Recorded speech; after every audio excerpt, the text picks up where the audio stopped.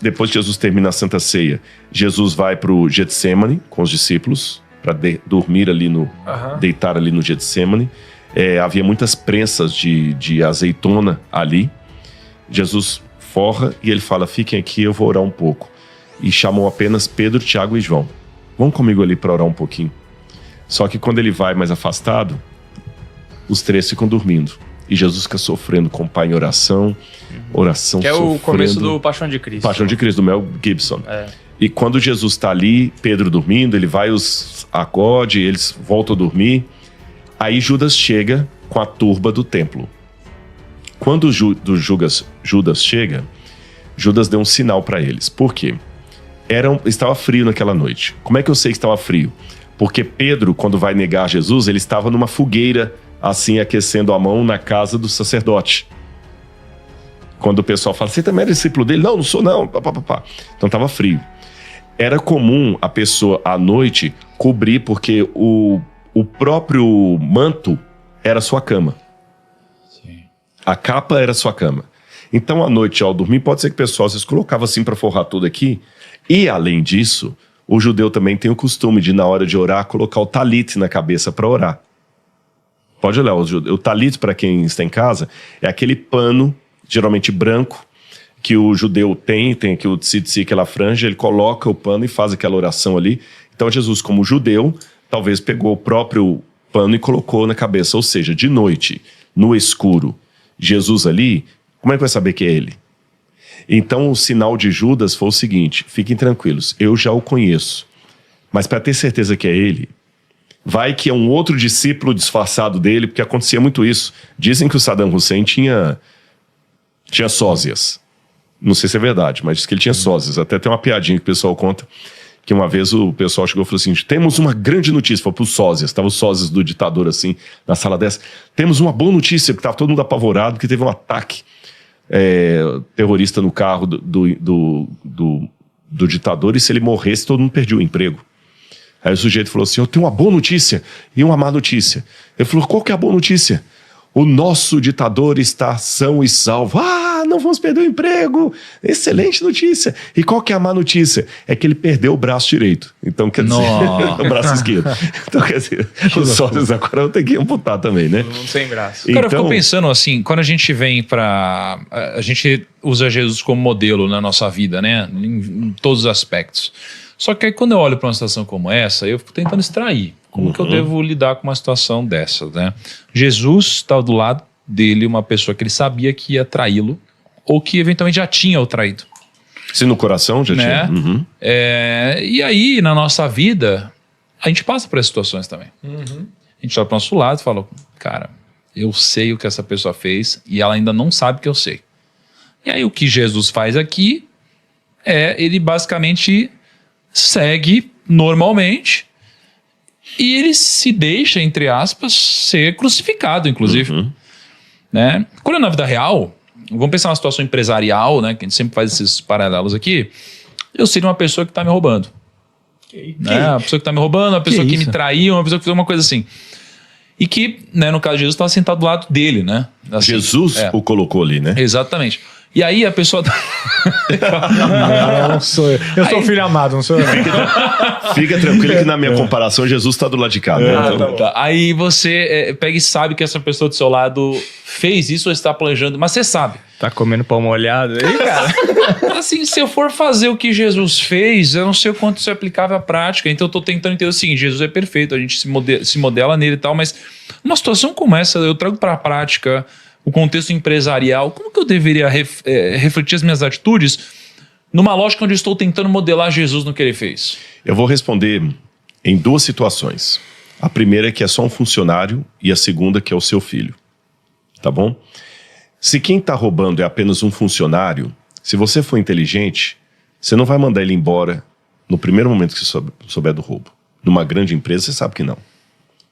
Porque se você manda ele embora e pega no flagra ali e você não tem todas as provas contra ele, ele pode reverter a coisa e ele te tirar um processo tremendo. Muitas corporações, quando sabem que o sujeito está roubando e o camarada percebe e desconfia, o que ele faz? Ele contrata uma auditoria, alguém de fora, E a auditoria tá conversando com a chefia lá.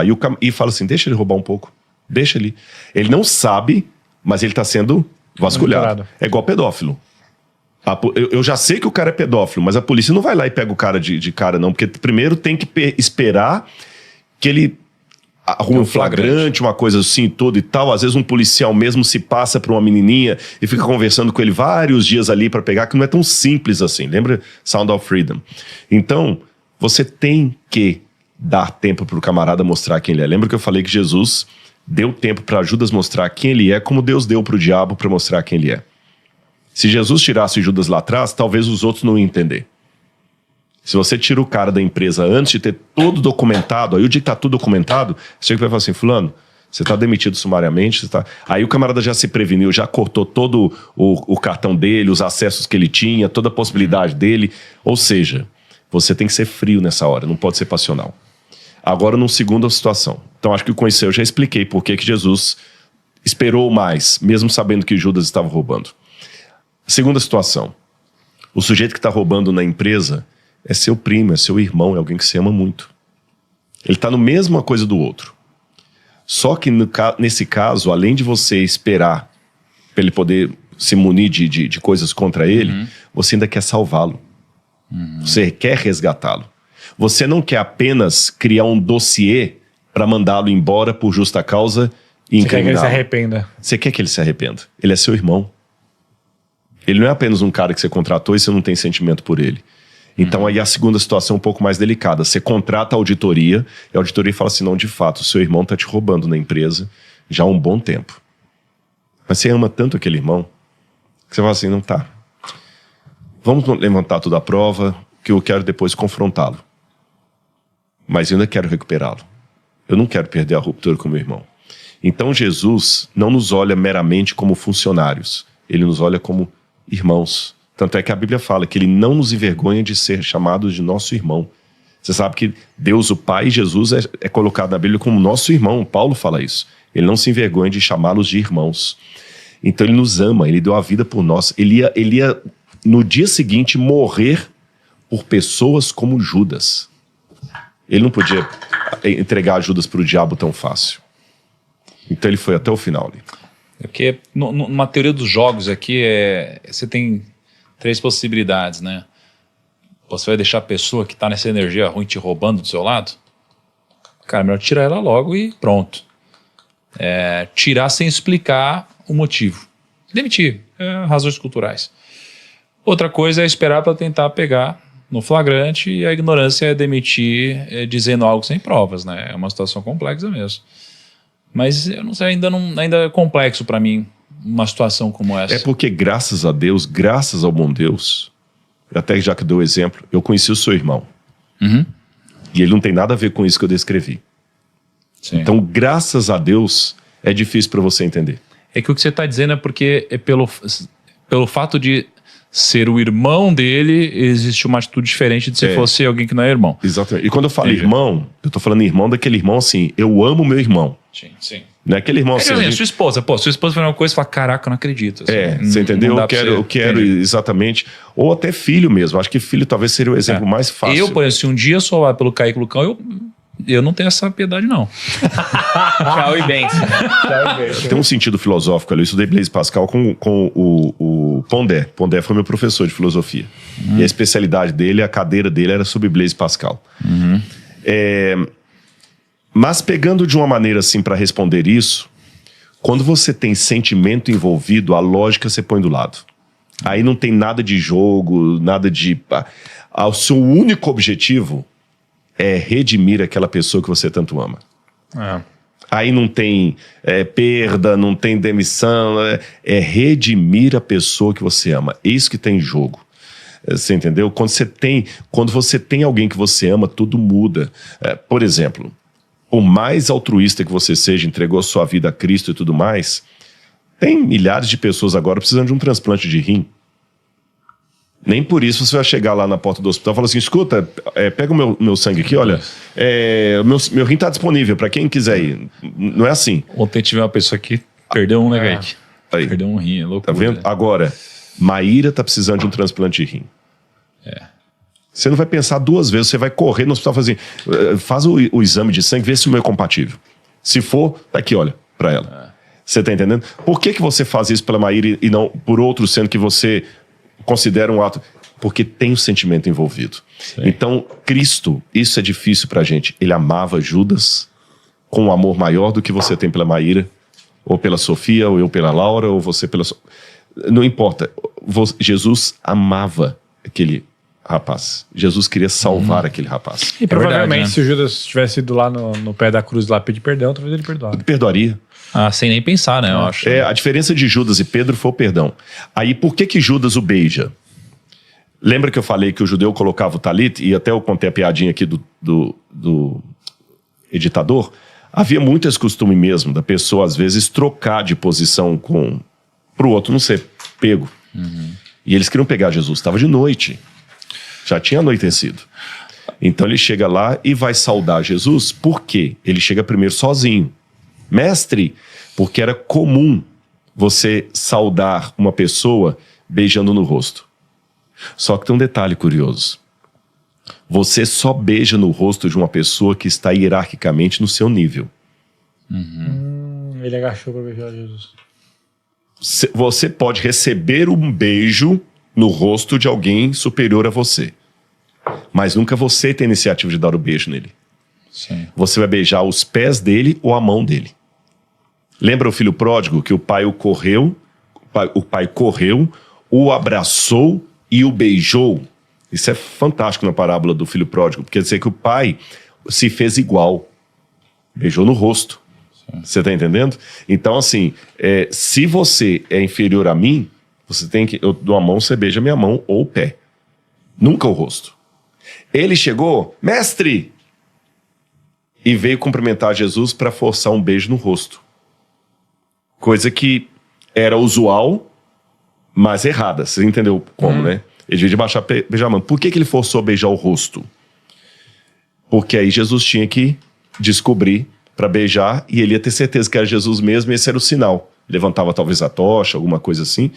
Aí eles iam para prender Jesus. Para não correr o risco de chegar lá e agarrar Jesus. Não era Jesus, era Pedro. Sim. Que estava ali. Aí Jesus fala assim, é com um beijo que você trai o Filho do Homem? Nossa. Por que você acha que ele falou isso daí? Porque Jesus ainda estava tentando falar assim, cai a ficha do que você está fazendo. Lembra aquele negócio que a gente estava conversando aqui, até que ponto a mentira vai te... Sim. A Bíblia chama isso de torpor mental, ou mentes embotadas. Você vai acreditando tanto naquilo... Engraçado, tem pessoas que são patológicas mesmo. Eles criam, principalmente quem é midiático, você deve sofrer isso, eu já sofri isso. Às vezes tem gente que passa uma coisa assim, sei lá, eu sou noiva do Thiago Negro. E a mulher bota na cabeça dela que e tudo e tal... E uma vez eu tava namorando a Laura ainda, apareceu uma mulher que eu nunca vi na vida, falou nas redes sociais que ela era minha noiva. Que isso? Olha só. E ela botou lá e tal, e tudo e tal. Noiva do @Rodrigo. Não, e o que é pior, ela mandava mensagens no privado, e quando eu realmente fiquei noivo da Laura, eu fui para um programa de TV, e eu coloquei essa aliança do outro lado, né? Aí, quando ela viu, ela falou assim, ai, que bom que você aceitou, vou colocar minha aliança aqui já. E colocou no perfil dela, noiva do Rodrigo Silva. Nunca vi a mulher. Mas ela tava numa paranoia tão grande que ela acreditava que ela era minha noiva e que eu era noivo dela mesmo. Era engraçado, no começo do Facebook, a outra pessoa não precisava dar permissão pra você, tipo... namorar ou casar. Eu podia colocar casado com qualquer um e aparecia pra todo mundo, assim. Então o pecado também... sério, né? O pecado faz a mesma coisa. A pessoa começa a acreditar nas próprias neuroses dela. Mas você não acha que Jesus falou isso também pra falar pra Judas assim, eu sei o que você tá fazendo? Eu acho que mas Jesus não tava com o tom do eu vou te pegar. Não sei se era eu vou te pegar, mas era tipo assim, pra ele ter ciência que... Sim, claro. Eu sei, sim. Não pode ser um tom errado, de decepção, mas é como um pai. também. Uma decepção. Como pai, filho. Pô, não acredito que você fez isso comigo. Porque até filho, mesmo... não mente pra mim. Numa cena um pouco mais pra frente, pelo menos que o que mostra lá na Paixão de Cristo lá, ele se arrepende. Logo quando ele pega o dinheiro, ele tipo assim, não quero mais isso, não faça isso, não tenho... Aí é um detalhe. Eu vou falar uma frase do que vocês dois comentaram e vou pra esse detalhe dele jogar o dinheiro lá. A frase é a seguinte... Não, calma, vocês avançaram na história, não chega ainda, tem coisa antes. Mas vamos segurar essa questão do Jesus assim, Tá. Você vai trair o Filho do Homem com um beijo, nós estamos nesse ponto aqui, né? Sabe aquela menina que tá escondendo do pai? Não mente pro papai. Não mente. Eu sei que você... Cadê o seu celular? Sabe que fala assim, eu sei com quem... Deixa eu ver sua bolsa. Não, pai, não tem nada. Não mente pro seu pai. Eu sei o que você está fazendo.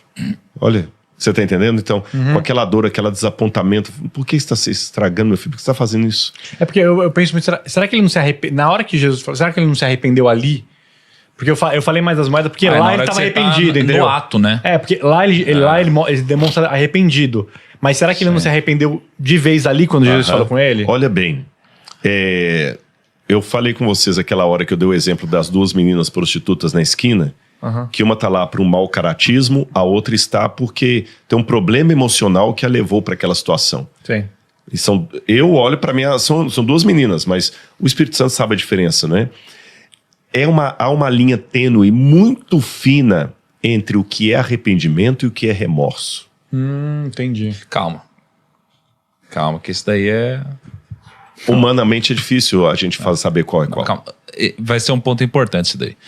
Mas calma, parênteses, podemos... Senão vocês já vão avançar. Não, tô avançando não. Você está avançando, você está falando da devolução das moedas. Eu tô no beijo, eu tô perguntando se ele se arrependeu no beijo. A ideia dele é se quando Judas saiu dali do beijo, ele já saiu arrependido ou com remorso ou não.